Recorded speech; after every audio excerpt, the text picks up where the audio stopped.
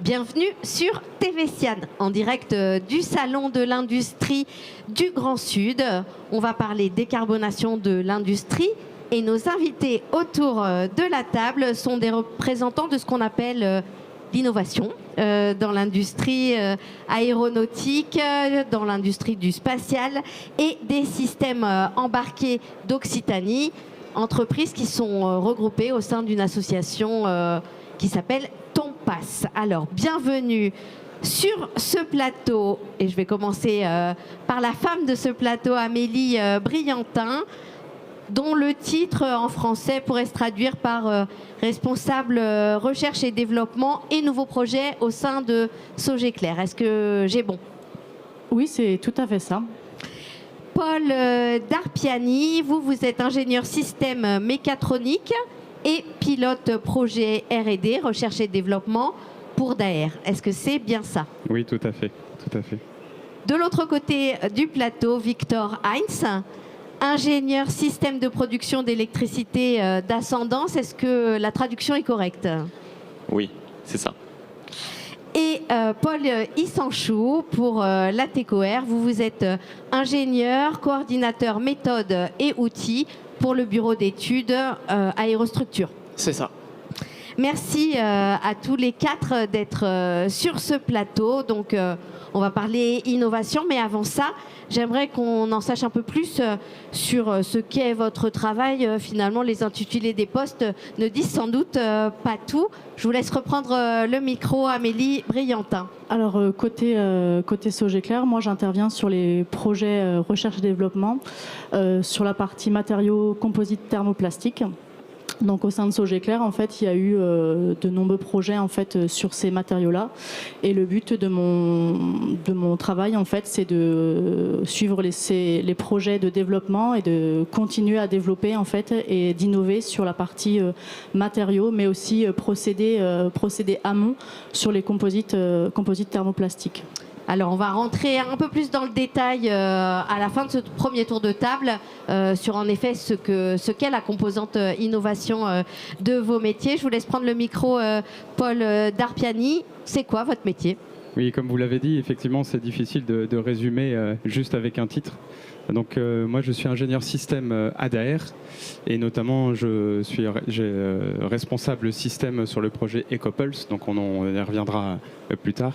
Peut-être un mot sur ce projet. Alors, le projet EcoPulse, c'est un projet en partenariat avec Airbus et Safran qui vise justement à étudier les nouvelles technologies dont on va parler sur ce plateau, pour les étudier, pour les comprendre vraiment en toute intimité. Donc voilà, c'est vraiment un projet qui vise à la décarbonation et c'est une première étape.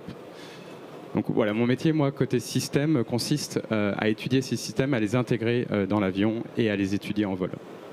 Merci pour cette première approche de votre métier. Pour vous, Victor Heinz, expliquez-nous un peu ce que vous faites. Alors, je suis en charge du développement et de l'intégration de la partie donc, thermique du moteur hybride. Donc, comme vous l'avez dit, il y a une partie électrique, mais aussi une partie thermique. Et donc, sur le projet ATA d'Ascendance Flight Technology, donc, pareil, on y reviendra, je pense, après.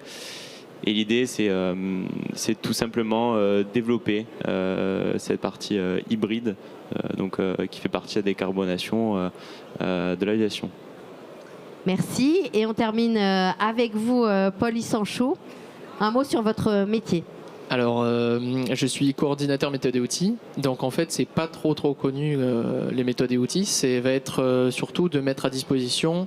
Alors, je suis côté mes bureaux d'études, donc à l'ATECOR. C'est surtout mettre à disposition des outils informatiques, que ce soit des logiciels ou des petits outils que je développe en interne, pour les mettre à disposition pour simplifier la vie des ingénieurs. Et je suis aussi référent éco-conception, où là, ça va être beaucoup plus sur comment éco-concevoir en fait nos produits. Donc tout récemment, je suis référent sur l'eVTOL d'Embraer, qui sont les véhicules de demain électriques et qui ont pour but d'être autonomes pour le transport urbain. Et en fait, je suis référent éco-conception sur ce projet-là, qui a pour but d'être zéro carbone, donc totalement décarboné. Alors, deux mots peut-être qui ont une connotation innovation dans la présentation que vous venez de faire. D'abord, l'éco-conception, c'est quand même relativement récent de penser en ces termes. Pourquoi est-ce que vous avez choisi ce métier ? Alors en fait, c'est un peu la force du hasard. Je suis sorti de l'IPSA en 2022, donc promotion 2022, en tant qu'ingénieur en astronautique. Donc c'est vraiment les véhicules spatiaux, ça n'avait rien à voir.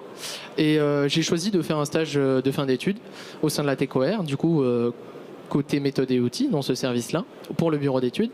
Et dès mon stage de fin d'études, on m'a donné la mission de réaliser un petit outil, enfin un outil pour les concepteurs, justement pour l'éco-conception. Et ça m'avait beaucoup plu, c'est-à-dire que c'était un petit outil qui visait à calculer l'impact écologique d'une pièce dès sa conception. Donc on est en plein sur la thématique de la décarbonation. C'est ça. En fait, c'était leur donner, ce que j'aimais énormément, c'était leur donner les outils, les billes pour décarboner leurs propres produits, les rendre un peu autonomes là-dessus. Et du coup, juste après, j'ai été embauché dans dans la continuité. Et maintenant, aujourd'hui, c'est carrément un rôle de référent, donc c'est presque à temps plein. Et c'est trouver vraiment les solutions pour décarboner. Si je reviens sur l'exemple de l'eVTOL d'Embraer, c'est vraiment décarboner nos produits. Et là, c'est totalement. Alors, si je vous ai bien écouté, vous avez parlé de transport urbain ? Oui, c'est ça. C'est quoi ? Donc en fait, l'eVTOL, je crois qu'on en a un juste derrière. Alors lui, il n'a pas pour but de transporter des gens, d'après ce que j'ai compris. Alors cet avion qu'on ne voit pas forcément à la caméra, mais qui est au ciel, enfin perché sur la structure du Sian. Donc en fait, on appelle ça le transport de demain parce que ça sera en fait des taxis volants, des sortes de petits hélicoptères électriques et autonomes qui vont permettre de simplifier les transports dans les villes qui sont vraiment très embouteillées. Et notre principal client là-dessus, c'est Embraer, donc qui est un constructeur aéronautique, un avionneur. Et ils ont pour but de faire leur propre eVTOL, du coup c'est une catégorie d'appareils. Et ils nous ont donné dès le départ un objectif d'être zéro carbone, c'est-à-dire qu'on ne consomme pas de carbone lors de la conception, la fabrication de cet appareil. Merci beaucoup pour ces explications. De votre côté, Victor Heinz, le lien avec l'innovation, vous le faites comment ? Alors, avec Ascendance Flight Technologies, on rejoint donc cette technologie d'eVTOL. Sauf que pour Ascendance, l'idée c'est de développer la mobilité régionale et non pas la mobilité urbaine. Donc on n'est pas sur des taxis volants, on est vraiment sur la notion de mobilité régionale avec un avion hybride électrique. Donc toutes ces innovations sont très importantes maintenant pour le futur de l'aviation et notamment pour la décarbonation. Merci de cette approche. Pour vous, Amélie Briantin, c'est quoi l'innovation dans votre métier ?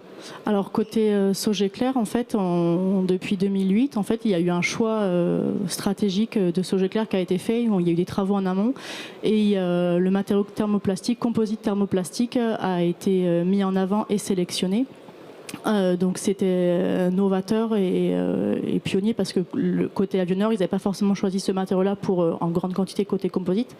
Donc c'est une petite part pour l'instant dans les avions, la matériau thermoplastique, mais ça a eu un grand impact en fait sur la partie décarbonation des avions. On va du coup avec ce matériau-là, on va pouvoir avoir des matériaux, des pièces plus légères. Donc on va aller chercher fabriquer de nouvelles pièces pour avoir des pièces plus légères, enfin plus économiques et plus écologiques. Donc économique, ça va entrer sur la partie, on va être pièces plus légères, donc consommer moins de carburant sur les avions. On va aussi utiliser des procédés plus automatisés.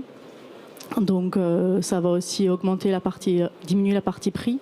Et la partie écologique, c'est que c'est un matériau qui est plus recyclable. Donc on a des projets aussi en cours pour trouver des moyens de recycler nos pièces et nos chutes de production et les réintégrer du coup en économie circulaire pour pouvoir les réintégrer sur des pièces qui sont actuellement par exemple faites en matériaux bruts et les mettre en matériaux recyclés.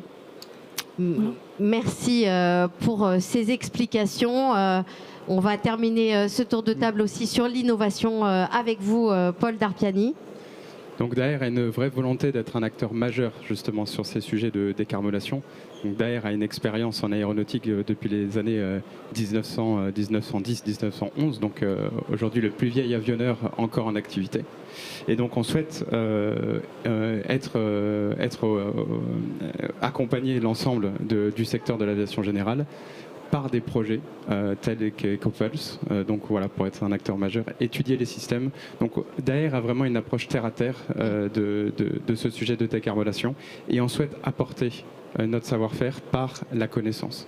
Donc ça a été montré par le projet EcoPulse, où il y a 4 ans, on s'est réunis autour d'une table avec Airbus et Safran, et on s'est tapé dans la main en disant allez, on se donne 4 ans pour faire voler un avion hybride électrique et commencer à apprendre tous ensemble, mettre ensemble nos savoirs et aller découvrir ce domaine-là. Donc c'est ce qu'on a fait. Aujourd'hui, ça fait plus d'1 an et demi que l'avion vole au-dessus des Pyrénées pour nous rapporter des informations, pour apprendre justement tout ce qui est en rapport avec la décarbonation. Et donc Daher s'inscrit vraiment dans ce plan-là, avec une stratégie qui a été annoncée avec le plan Take-Off 2027. Donc Daher va vraiment travailler et travaille actuellement avec toutes les équipes dont je fais partie sur ces sujets de décarbonation à travers l'étude du SAF, Sustainable Air Fuel, à travers l'intégration de systèmes plus électriques. Donc voilà, on travaille tous ensemble avec nos partenaires, avec toutes les entreprises aussi de la région pour pouvoir mettre en commun nos savoirs. Alors, vous représentez ici 4 entreprises de l'aéronautique.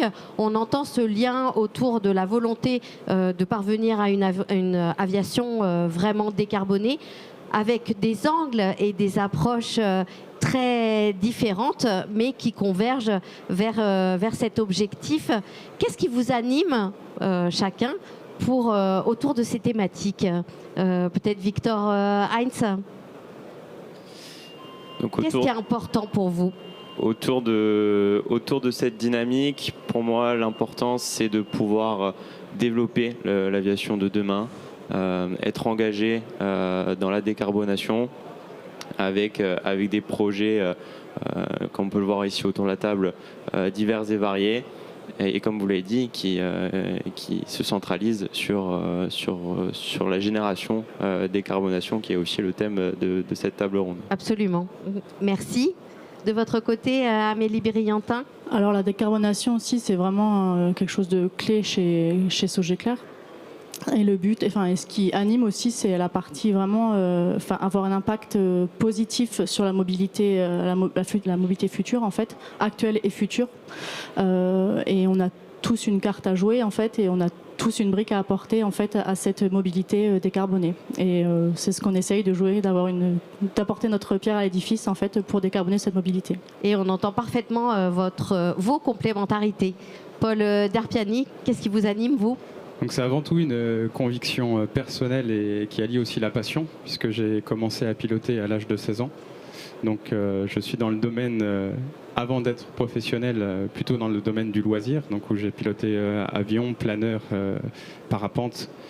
Donc ces thématiques-là sont vraiment pour moi une conviction personnelle, puisque l'aviation générale, j'y crois, parce que j'en fais partie. Et je souhaiterais que la nouvelle génération puisse continuer à voler, et qu'on soit vu comme des contributeurs justement pour ne pas dégrader justement nos qualités d'environnement. Donc voilà, donc c'est vraiment une conviction personnelle, et je remercie Daher de m'accompagner dans cette démarche-là, puisqu'ils sont tout à fait... on s'inscrit, on a une feuille de route, on va dire personnelle et professionnelle, totalement commune. Passion et conviction. Merci Paul Derpiani. Et de votre côté, Pauline Sanchot? Alors moi c'est très simple, c'est déjà ça vient de l'ADN de l'aéronautique, qui a toujours été un domaine de pionnier, qui est très porté sur l'innovation et qui avait pour but de répondre à tous les défis que la société lui avait soumis. Et aujourd'hui, le plus grand défi, le plus gros challenge, c'est le réchauffement climatique. On sait très bien qu'on est pointé du doigt parce que l'aéronautique est toujours un domaine très consommateur. Et donc, pour moi, aujourd'hui, c'est vraiment pouvoir continuer à exercer notre passion, comme le disait Paul juste avant, et pouvoir donner vraiment de l'avenir à ce domaine qui est à la base une passion et pouvoir continuer à vivre de ça, tout simplement. Merci beaucoup. Merci à tous les 4 d'avoir participé à ce plateau. Merci de vos engagements qu'on a fort ressentis en vous écoutant et juste bravo. Merci.